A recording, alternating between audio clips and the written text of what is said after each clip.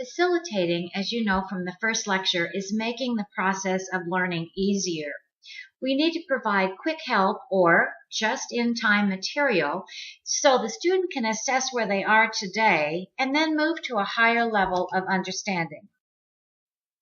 In the first lecture, I also talked about just-in-time learning materials, but I want to look at that a little bit more deeply in this lecture.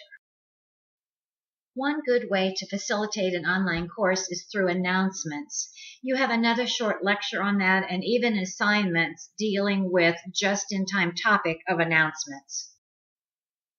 Think about announcements that you've had in other classes. Are these announcements things that you take as important new information, or do you just skip over them?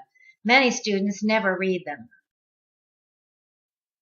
An announcement, if done well, can provide a quick piece of information that may draw the student into a topic that at first does not seem too interesting. When you use an announcement to introduce a new topic, it gives a student a chance to look at their past knowledge and see how that might link in with the new material.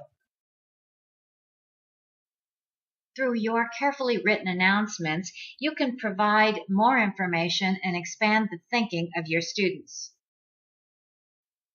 Using an announcement to entice a student may take some creativity on your part. What other ways might you use announcements in your class? You might try to make a list of the things that come to mind. Another just-in-time technique we're going to talk about in this lecture is the rubric. You have another couple of short videos on the rubric and also an assignment. A rubric is an overview of how the student will be assessed on this assignment. It also shows them at a glance where they might need to spend the most amount of their time.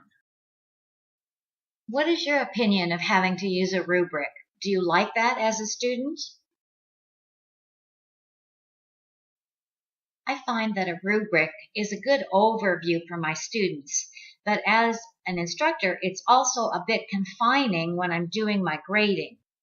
I like to provide additional thoughts for my students, maybe new theories, some additions to what they've been reading.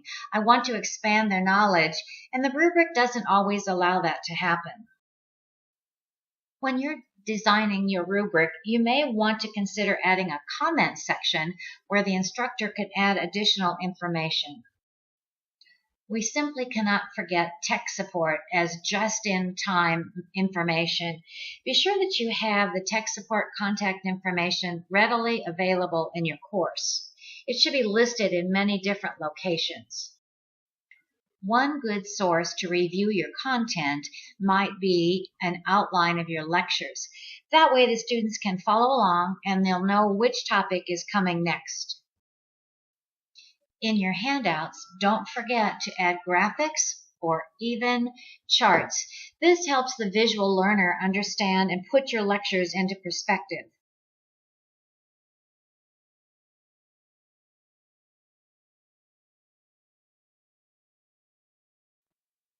Before we totally leave the topic of facilitating a course, you may want to consider another topic that leads right into our lecture for next week, and that is student feedback. In your assignments this week, remember, facilitating a course means making it easier.